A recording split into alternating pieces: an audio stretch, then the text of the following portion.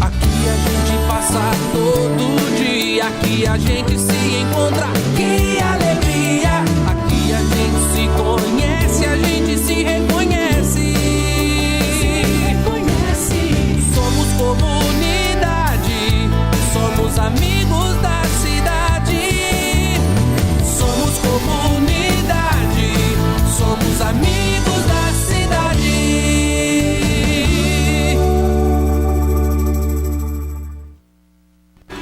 Bom dia a todos os amigos da cidade, é com muita alegria que nós estamos chegando até você nesse momento tão especial que é o momento da manhã. É o momento que você está despertando e eu espero que você tenha dormido muito bem essa noite, porque na verdade, né, com essa temperatura mais amena, não tão quente, né, você pode dizer, hoje eu vou dormir bem, essa noite eu vou dormir muito bem. E que isso possa ter acontecido. Se porventura não aconteceu, que você saiba administrar bem já a parte da manhã e a parte da tarde, aguardando a noite que vai chegar. O importante é, quando eu acredito que eu posso fazer a diferença no dia em que eu estou vivendo, fazer a diferença de forma para melhor, onde eu posso encontrar todas as coisas que estão à minha volta e simplesmente não dizer tudo está ruim porque em volta está ruim, mas que eu posso dizer eu vou administrar o que não está bom e eu vou transformar tudo isso num melhor. E que seja assim, que seja a partir das palavras da sua boca, pensamentos, emoções, atitudes e ações. Se nós fizermos isso, eu tenho certeza que vamos fazer a nossa vida mais feliz e também as pessoas que estão à nossa volta. E por que não dizer, alcançaremos uma cidade toda com a alegria de viver. O assunto hoje é essa justiça que nós tanto clamamos, mas essa justiça que vem pela fé. Nós estamos assim apontando para todos os lados e dizendo, o que é isso que nos acontece?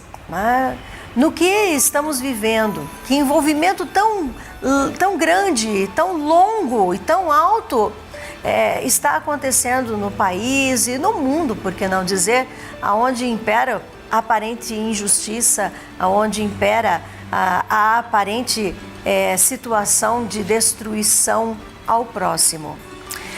Mas o assunto da epístola aqui aos Romanos é a justiça pela fé, porque não me envergonho do evangelho de Cristo, pois é o poder de Deus para a salvação de todo aquele que crê. Primeiro do judeu e também do grego, diz o apóstolo Paulo aos Romanos. E no versículo 17 do capítulo 1, porque nele, em Jesus Cristo, porque nele se descobre a justiça de Deus, de fé em fé, como está escrito, e termina assim, mas o justo viverá pela fé. E é essa palavra que eu trago para mim e para você nesta manhã. O justo viverá pela fé. Palavras do apóstolo Paulo, escrita aos Romanos e a todos nós, os cristãos de hoje. O justo viverá pela fé. Nós precisamos entender que o nosso viver diário é pela fé. Aconteça o que acontecer. Esse é o projeto, esse é o programa Amigos da Cidade. Eu sou a pastora Jurema, meu convidado já está aqui e eu tenho certeza absoluta que interessa muito a você o assunto que nós vamos ter, a aula que nós vamos ter.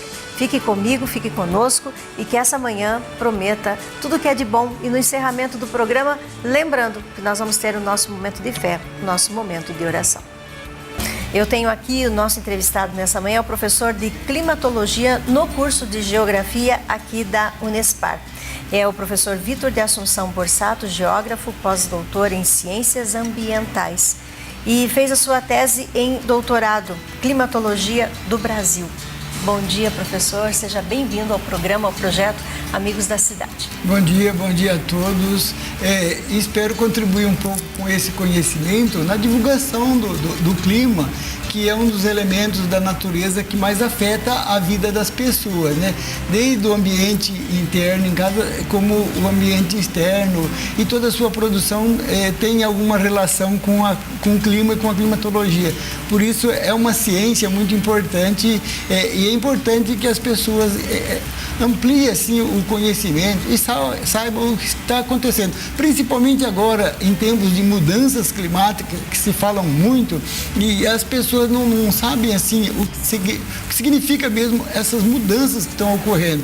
E, por exemplo, um ano como esse, atípico, se atribui às mudanças climáticas. E, na verdade, são fenômenos à parte que não está diretamente, não significa que isso seja mudanças climáticas. É um ano atípico em função de uma questão de grande escala que está acontecendo lá no Oceano Pacífico.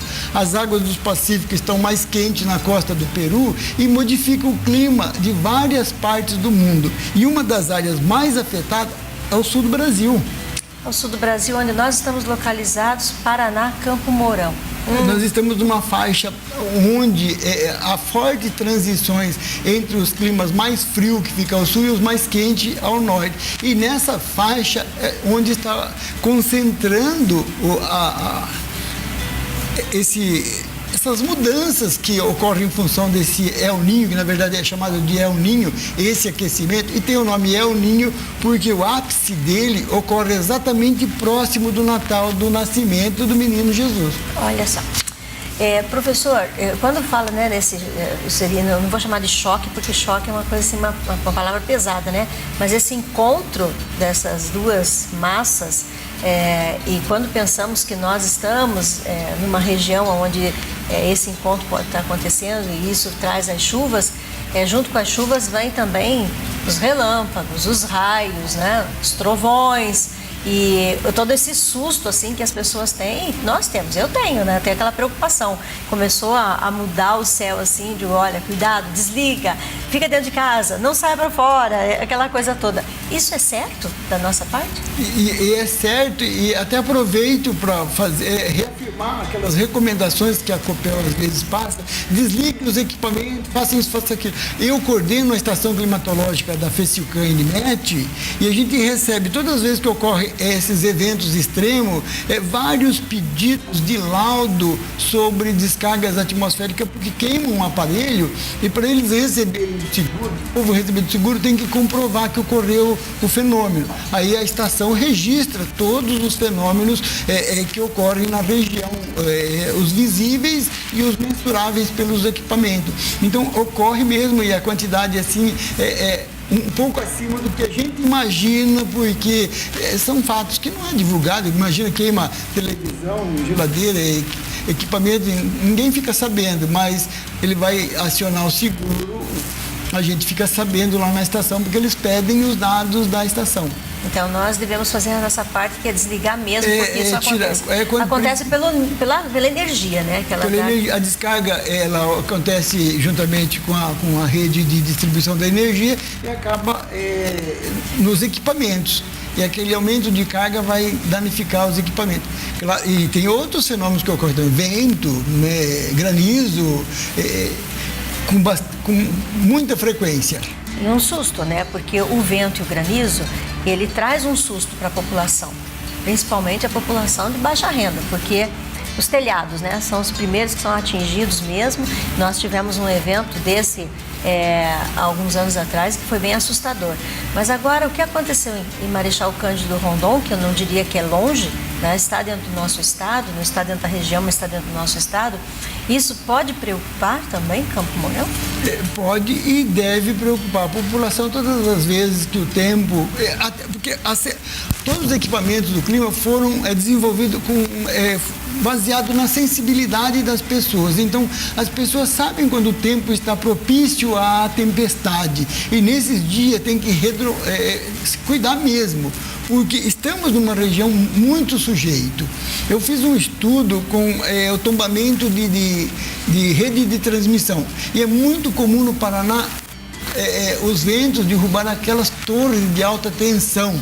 E como a área urbana não chega a 1% da área total, então ocorrer numa cidade é uma porcentagem pequena, mas nas áreas agrícolas ocorre com muita frequência.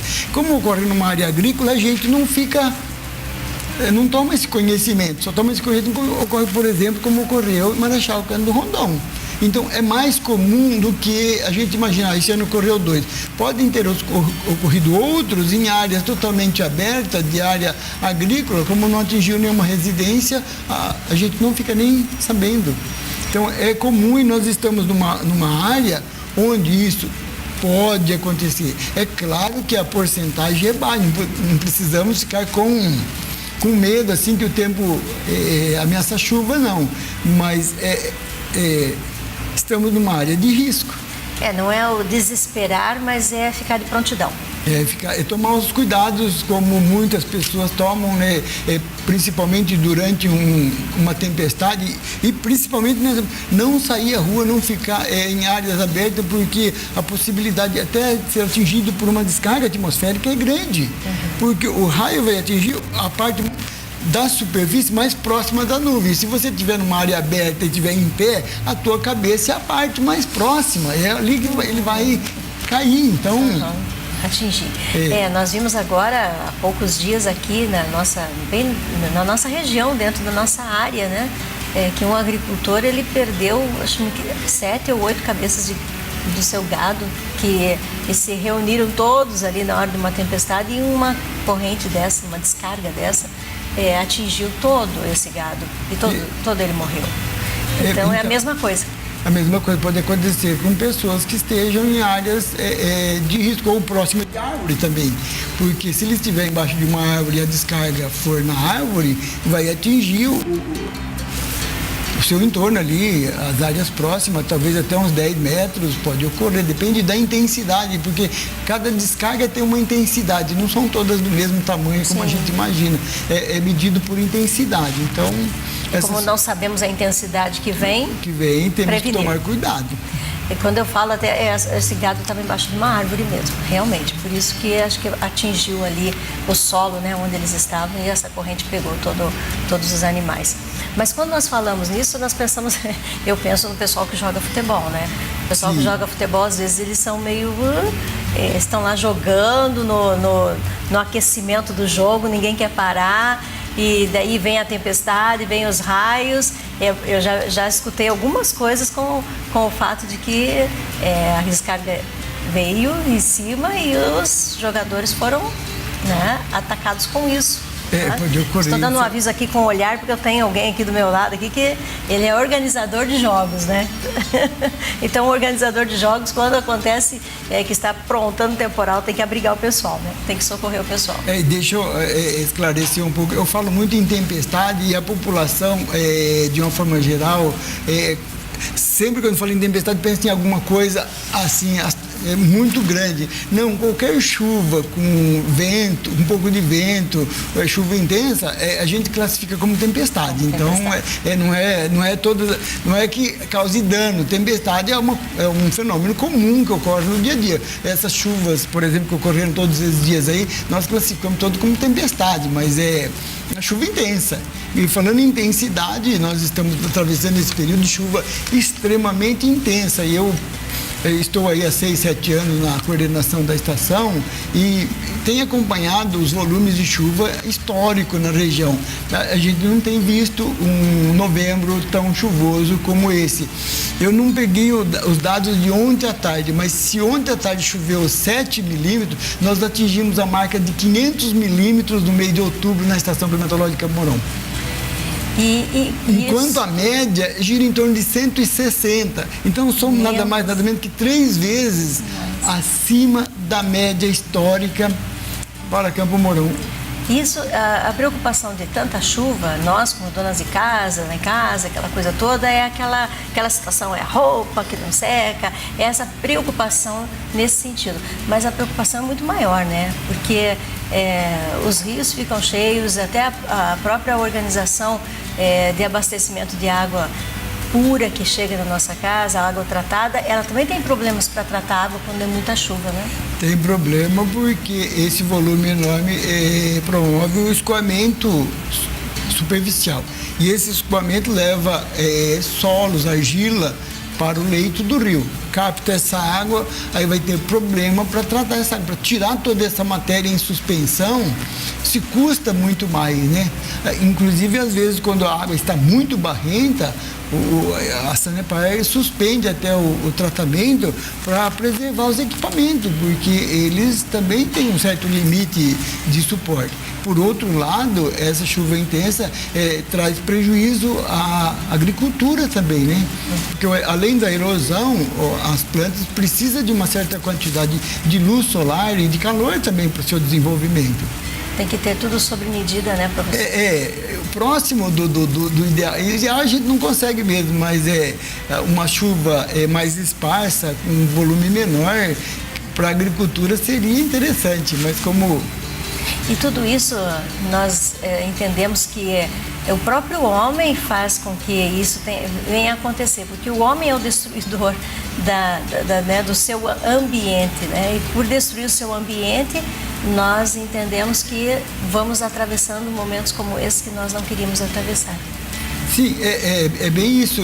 Inclusive, por isso que as leis estão sendo modificadas, vão sendo ampliadas para constituir matas ciliares, que é aquela que vai proteger os rios do seu assoreamento, do carreamento de partículas, técnicas agrícolas, curva de nível, plantio direto, todas essas técnicas têm contribuído para melhorar essa questão relacionada à erosão de solos, mas mesmo assim o homem vai construindo, vai ampliando a área impermeável e a chuva agora, em função desse aquecimento global, tem aumentado também, não falando desse ano específico que é um ano atípico, mas de uma forma geral a chuva tem ficado mais intensa. Se fica mais intensa, há mais escoamento, mais enxurrada, mais erosão. Então, tudo isso é consequência da ocupação do homem, mas da mesma forma que o homem ocupa e destrói, ele também pode utilizar o mesmo conhecimento e contribuir, recuperar essas áreas. Recuperar. Quando nós falamos assim, recuperar, professora, a gente vai, talvez até vou sair um pouquinho da sua área, né? Mas olhamos na quantidade grande, né? Quer dizer, as matas, a conservação. Mas como isso pode acontecer dentro da nossa casa aqui, na área urbana? Uma casa, né, construída, organizada, se ela tiver um pedacinho de chão, isso é importante? É muito importante, porque não é só o sistema, de uma forma geral, não é só o que a gente vê, o que está por cima. Existe lençol subterrâneo que precisa ser reabastecido. Então, essa área permeável é muito importante, porque os rios, durante todo o período sem chuva, eles se alimentam da água subterrânea. E se a área impermeável for aumentando e diminuindo o abastecimento desse lençol, chega na época de estiagem, o volume do rio pode abaixar e aí, com um volume mínimo de água, qualquer agente externo, qualquer agrotóxico que cai ali, contamina muito, porque não dilui. Então tem todos esses problemas. E a própria captação do homem, existem pessoas que ainda têm poços, captam essa água, e esse abastecimento do lençol é muito importante. Então nós podemos fazer isso em casa, né? Podemos fazer em casa. Na rua, essas calçadas ecológicas, como muitos estão deixando aquela área com gramínea para ocorrer a infiltração, é muito importante. Quer dizer, é uma cidade, é um município que começa a trabalhar para que haja uma benfeitoria no presente e no futuro. Sim. Dessa família e de todos que vão fazer parte do contexto da cidade, né? Uma cidade bem construída, bem instituída. Quando nós somos privilegiados aqui em questão da Unespar e de termos, né, um espaço realmente que há tantos anos e funciona totalmente voltada ao estudo e ao conhecimento da climatologia. E que o senhor tem estado ali há alguns anos já à frente. Então, é uma questão que a população não sabe. A gente tem uma estação climatológica há mais de 50 anos.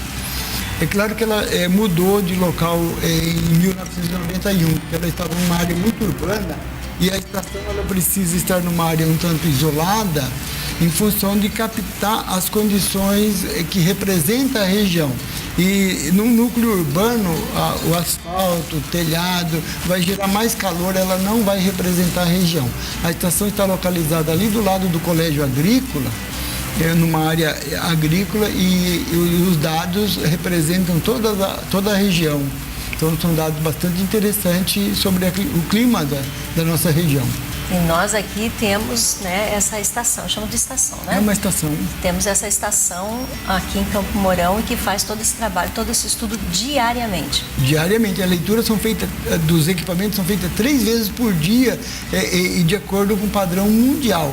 Porque quem gerencia é a Organização Mundial da Meteorologia. Então, nós fazemos uma leitura 9 da manhã, 3 da tarde e 9 da noite, que seria em Londres, meio-dia, 6 da tarde e meia-noite. Então, usa padrão internacional.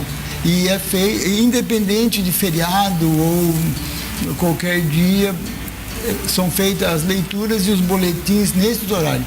Coleta chuva, vê temperatura mínima, máxima, todos os elementos, nuvens, descargas que ocorreram, vento, tudo é medido e registrado. Vai se construindo os mapas. No final do mês tem um mapa com todo o panorama do que aconteceu no mês. Mas não tem como a estação, ela faz esse mapeamento, essa organização daquilo que acontece. Do que acontece. Cada tempo, cada momento. Mas a estação não tem como dar um aviso de uma grande tempestade, um vento forte que está chegando. De alguma forma, não tem como fazer isso. Não tem. Porque a estação, na verdade, eu disse, Unespar INMET, é o Instituto Nacional de Meteorologia. Ela é do Instituto Nacional. Então, o estagiário ou funcionário faz o boletim às 9 e passa para Porto Alegre, por telefone imediatamente. Porto Alegre colhe todas as informações do sul do Brasil e passa para Brasília. Meia hora depois já está na rede de computadores os dados que foram coletados. Então, a estação vai constrói um histórico para a gente estudar o que aconteceu. A questão de previsão é muito mais da meteorologia. E juntamente com a estação, nós temos uma estação do CIMEPAR. O CIMEPAR emite esses boletins. Só que, como está começando, esses boletins são emitidos muito mais via computador, via essas redes de informações, mas eu acredito que muito em breve já vai estar sendo divulgado mais amplamente esses riscos, porque com os radares que temos hoje, é possível ver o desenvolvimento das nuvens, inclusive a rota que ela pode atingir. Porque o homem tem conhecimento, uma célula, uma nuvem muito grande, ela tem aí uma hora e meia que ela atinge o seu máximo de desenvolvimento, depois ela começa a dissipar. Então, se tem todo esse conhecimento e uma célula está desenvolvendo, eu sei que ela pode deslocar um determinado segmento no espaço, e aquela área ali pode ser alertada que pode ocorrer esse evento. Então, já temos, mas nós vamos ter com precisão, com muito mais conhecimento, rapidez para nós, conhecimento para nós, né? Daqui a um tempo, da questão de meteorologia. Então, já existe, inclusive a USP de São Paulo tem um radar em Presidente Prudente que já faz isso, mas a gente precisa estar acessado ao site e eles vão divulgando os boletins, inclusive para a nossa região. Se ocorrer um risco de uma tempestade iminente, por exemplo, daqui a 1 hora, eles lá já estão informando. Só que fica restrito aquele site, aquele modelo ali, né? Precisaria ser divulgado. Talvez a gente comece a ter que se preparar melhor para o futuro, né, professor? Do jeito que as mas as coisas caminham por aí. Hoje em dia a gente vê as previsões, que mesmo pela televisão, eles já estão mostrando mais o mecanismo, como funcionam as correntes de ar subindo, descendo, já estão ampliando essa forma de mostrar o que está acontecendo. Como agora, por exemplo, a gente tem a corrente de ar que vem do sul e a que vem do norte. A que vem do norte traz a umidade, a que vem do sul traz um pouquinho de frio. O encontro, que eles chamam, são os combustíveis para o desenvolvimento das tempestades, né? Então já estão divulgando e vai ampliando. Isso é um processo natural, assim, de conhecimento. Eu conversei aqui com o professor de climatologia do curso de geografia, que é o professor Vitor de Assunção, e que realmente nos traz esse conhecimento hoje e que nós vamos nos tornar diferentes até naquilo que nós vamos informar outras pessoas. Professor, muito obrigada por estar em Campo Mourão. Obrigada por ser, né, da nossa faculdade, aceitar isso, porque um dia o senhor aceitou esse desafio também. Então, obrigada pela sua presença. Eu agradeço a participação, o convite, e espero ter contribuído e alertar a população que a gente tem a estação precisando de algumas informações e é sem custo, porque é do Estado, não é alguma coisa privada, não. Gostei muito dessa informação. Muito obrigada, professor. Obrigado. Eu quero agradecer muito a Deus por esse tempo, por esse momento, por todas essas informações que nós vamos levar para nós e que faça a diferença e que eu e você, nós possamos estar lembrando que o céu foi visto, né? Deve ser visto, deve ser observado. Vamos olhar para o céu, vamos entender o céu e vamos falar com Deus sobre aquilo que nós mais desejamos. Eu tenho certeza que o clima vai ser mais favorável também se nós estivermos unidos na mesma fé. Que Deus te abençoe, que Deus te guarde. Amanhã estaremos de volta com o programa Amigos da Cidade. Aqui a gente passa todo dia, aqui a gente se encontra.